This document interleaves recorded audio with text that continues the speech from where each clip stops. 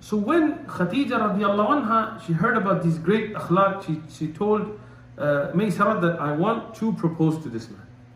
She told him, why don't you get married? He ﷺ said, of course I'd love to get married, but how can I? I mean, I don't even have my own house, I don't have everything set, I'm still trying to help my family and so on. How can I get married? She was wealthy herself. From the money and things that were left from her husband, she was herself wealthy. She was not in need of a husband for wealth or anything like this. But she turned down all those proposals coming from the best, from the most noble and richest of Quraysh. But here now, when Maysara tells her about Rasulullah sallallahu alayhi wasallam, she herself sees something amazing. And this is an authentic narration, from the Kutub al-Tarikh, that when Rasulullah sallallahu alayhi wasallam was coming back with Maysara and her caravan, the Arab, they used to live in a land where you could see far. Nowadays you have all these buildings and towers and things, but they didn't have at the time. So from her house she saw the caravan coming, and it was her caravan, so she knew, she was excited about it. It's her goods, her wealth. She said, I saw beings, and this is later on we will know they're malaika. She didn't know what malaika were, but she saw what was covering the caravan on top of the Prophet ﷺ. Only on top of the Prophet ﷺ. And when Maysara came, she asked him, she said, what was this? Something strange I saw. He told her, Wallahi, and they have the word Allah. He said, I saw the same, even though others couldn't see it. And some others saw the same and reported it to me. And we talked about that in the earlier dars. And he talked about his akhlaq, and he talked about his, and this is something beautiful. The Prophet ﷺ was such a beautiful insan. And some people today, even if they are outwardly religious, they're just hard-hearted. May Allah protect us, me before everybody. May Allah forgive me.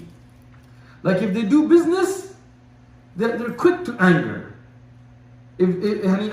Sometimes when somebody owes you money and they owe you a time, and again we should all pay our debts on time. Even the shaheed doesn't enter Jannah if his paid debts aren't paid and so on. But if somebody owes you money and they miss a day, some people go to an extreme. They're so harsh, they tell them, man, I don't care if you sell your wife and kids and pay my money and better have my money and this. Rasulullah was soft-hearted.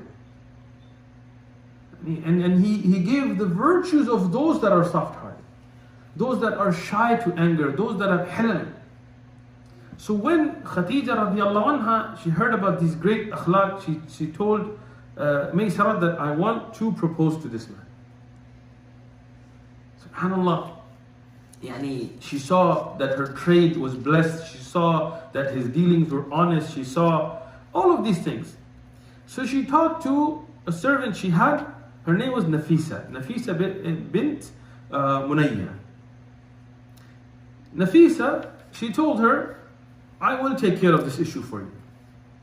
Because it was not in the adat of the Arab, and nor is it in the regular adab of the Sharia, that a woman just goes up to a man and is like, hey, I want to marry you. It's kind of a strange thing nowadays, if you're walking and like, hey, I want to marry you. What? Right? So usually, it would be that the man's family would approach the family of the woman. But here, Rasulullah sallallahu alaihi wasallam, he is shy to do such a thing because he doesn't have the means. He thinks, how can I marry a woman who is so wealthy and like this? I have nothing. I'm just busy trying to work to help my family and so on. So she does not just go to his uncle Abu Talib or Abdul Muttalib or something, and she's like, yo, I want to marry your nephew. This is not the way of the people of being honorable. But Nafisa tells her, I'll take care of it for you. And she's very intelligent. She goes to the Prophet ﷺ. She doesn't tell him, Khadijah radiallahu anha, she wants to marry you. No. She tells him, why don't you get married? Now, being 24, 25 years of age, you don't need a lot of encouragement. So she told him, why don't you get married? He ﷺ said, of course I'd love to get married, but how can I?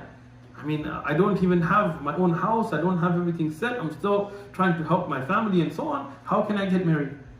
Nafisa tells him, alayhi salatu wasalam, what if I told you to marry the most noble of women, the most beautiful of women, the most eloquent of women, the most honest of women, the wealthy woman. He said, how would some woman like this marry me?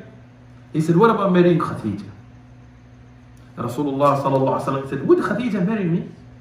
Now look at Nafisa, she knows Khadijah radiallahu anha wants to marry him, right? But she doesn't tell him like that. She tells him, don't worry about it, I'll take care of it for you. Like she told Khadijah radiallahu anha, I'll take care of it for you.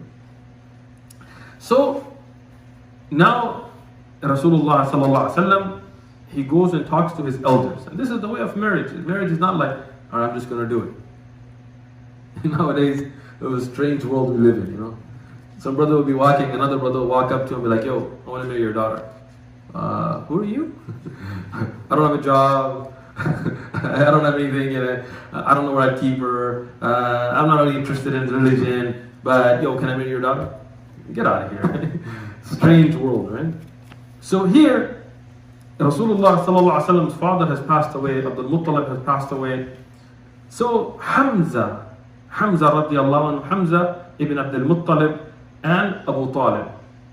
Hamza and Abu Talib, the uncles of Rasulullah sallallahu alaihi wasallam. Some of the kutub of Tariq also mention there is another uncle named Az-Zubair.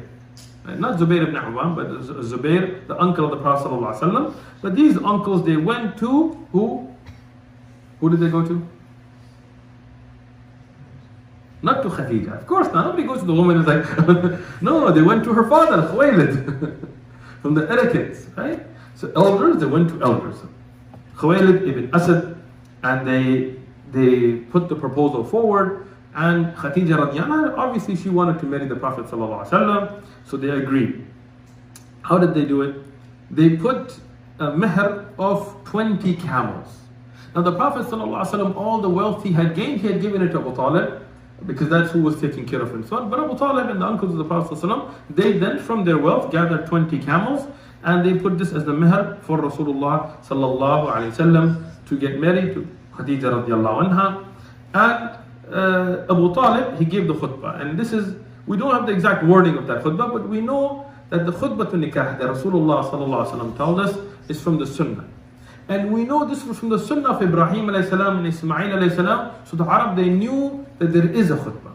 And the khutbah should be given before the nikah. Sometimes nowadays, they do the nikah, everything is done, and then once it's already meher, and I gave and accept and everything, then they just say the khutbah on the side. No, this is like putting the horse before the cart kind of a thing. No, the khutbah is done first, and then the nikah process goes forward.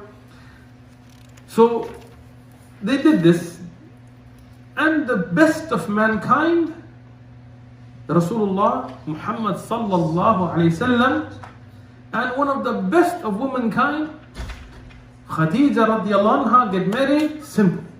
That's it. And when the nikah is done, they give some food, some sweets, and this is from the sunnah. When the nikah is done, to give some sweets, some food, some little bit something is from the sunnah. Then after the marriage is consummated and so on, to have a walima is from the sunnah. If you like our content, then please make sure to subscribe and turn on notifications for latest updates. Thank you.